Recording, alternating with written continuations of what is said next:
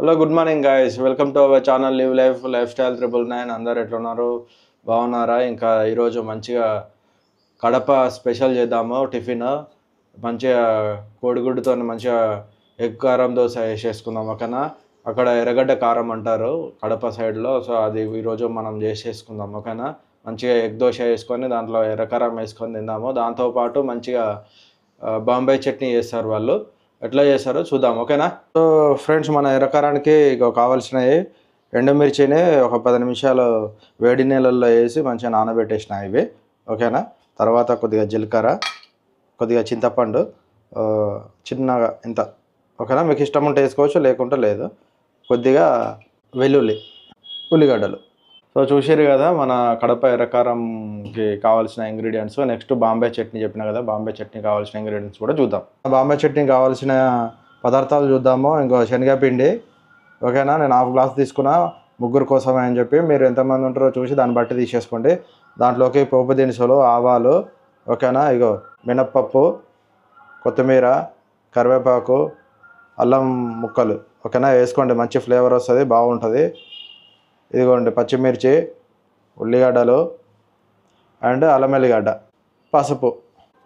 So దోశలు చూసారు కదా ఎర్రకారానికి అండ్ మన బాంబే చట్నీ కావాల్సిన ఇంగ్రీడియంట్స్ అన్నీ. ఇంకా ప్రాసెస్ స్టార్ట్ చేద్దామా మరి? మన ఎర్రగడ్డ కారం రెడీ చేసుకుంటున్నాము దోశలోకి.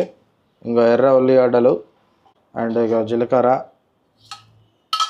ఇక కొద్దిగా వెల్లుల్లి పొట్టు తీసింది, ఎండుమిర్చి నానబెట్టి పెట్టిన ఎండుమిర్చి, చింతపండు కొద్దిగా, ఇక సరిపడా ఉప్పు వేసుకుందాం. మనం మిర్చి నానబెట్టిన నీళ్ళు ఉన్నాయి కదా, ఆ నీళ్ళు కొన్ని వేసుకొని మెత్తగా పేస్ట్ చేసేసుకుందాం. మన ఎర్రకారం రెడీ అయిపోయింది దోస్తులు. ఇగో చూసిరా, మస్తు వచ్చింది ఎర్రకారం. స్మెల్ మాత్రం మస్తు వస్తుంది. మంచిగా ఎగ్గు కారం దోశ వేసుకొని తిందాం ఇక దీంతోనే. సో మనం బాంబే చట్నీ కోసం పిండి తీసుకున్నాం కదా, శనగపిండి. దాంట్లో నీళ్ళు వేసి కొద్దిగా మంచిగా కలుపుకుందాం ఉండలు లేకుండా. ఓకేనా? ఇట్లా కలుపుకోండి మంచిగా. శనగపిండిలో ఇట్లా మంచిగా ఆ ముద్దలు లేకుండా కలిపేసుకోండి మంచిగా. సో పొయ్యి మీద కడాయి పెట్టేసిన, ఇంకా స్టవ్ వెలిగించేసిన. మంచిగా వేడైనాక ఆయిల్ వేసేసుకుందాం. ఆయిల్ వేసేసుకుంటున్నా. నెక్స్ట్ పోపు దినుసులు, ఆవాలు, ఆ తర్వాత కొద్దిగా మినపప్పు. సో అవి వేగిపోయినాయి. కొద్దిగా అల్లము పెట్టేసుకున్నాం కదా కొట్టి. ఆ తర్వాత పచ్చిమిర్చి మంచిగా కలపండి అవి వేసి.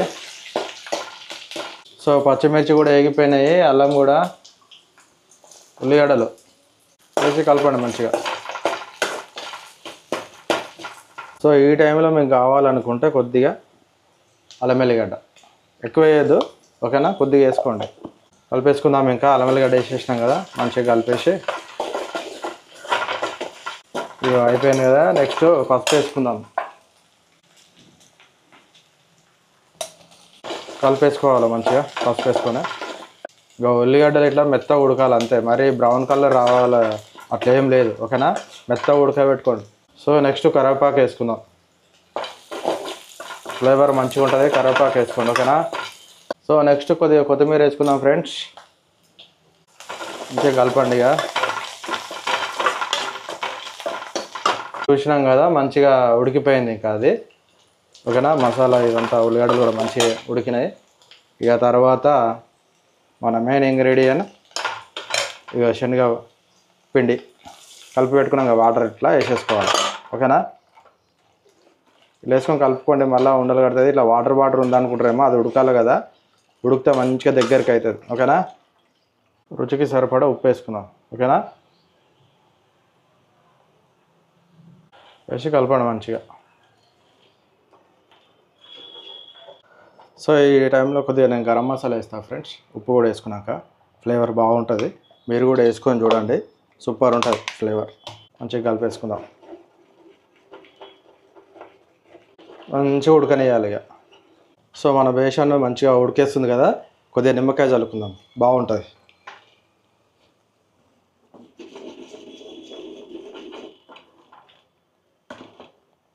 కావాల్సిన వాళ్ళు మంచిగా చింతపండు రసం కూడా వేసుకోవచ్చు. మామూలుగా కొంతమంది అక్కడ చింతపండు రసాన్ని పిండేసి దాంట్లోనే శనగపిండి కూడా అన్నీ కలిపేసి మంచిగా పెట్టేసుకొని పోసేస్తారు పోపుల.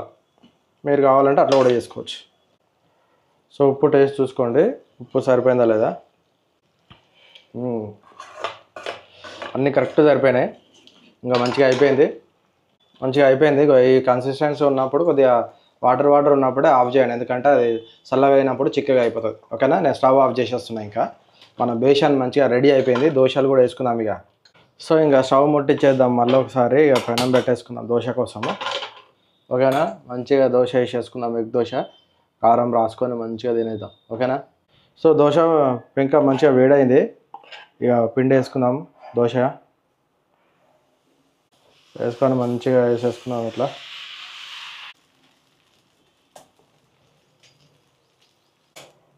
కొద్దిగా నూనె వేసుకుందాం మంచిగా.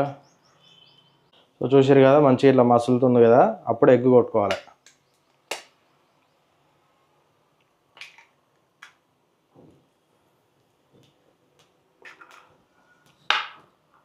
కొట్టేసుకొని మంచిగా ఇట్లా అంతా రాసుకోవాలి.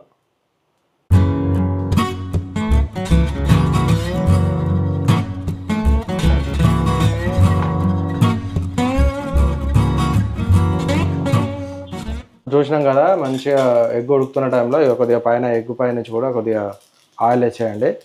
ఓకేనా, ఇట్లా ఆయిల్ వేసేసి దీన్ని తిప్పేసుకోండి. మళ్ళీ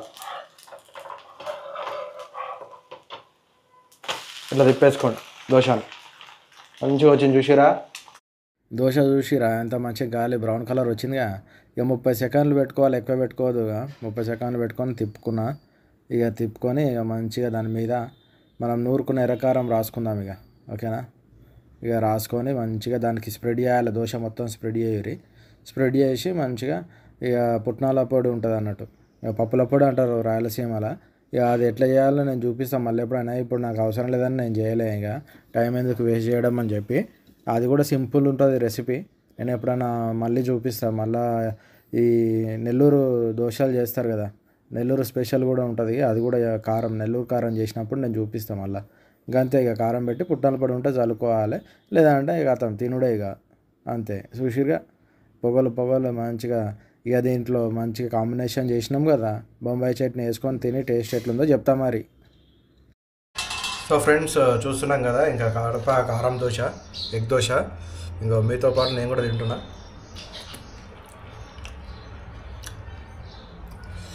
నిజంగా మీరు చేసుకొని తినండి, ఇట్లా మస్తు ఉన్నది. సింపుల్గా మన ఇంట్లో ఇంగ్రీడియంట్స్ ఖచ్చితంగా ఉంటాయి కదా, అవి అన్నీ ఉంటాయి.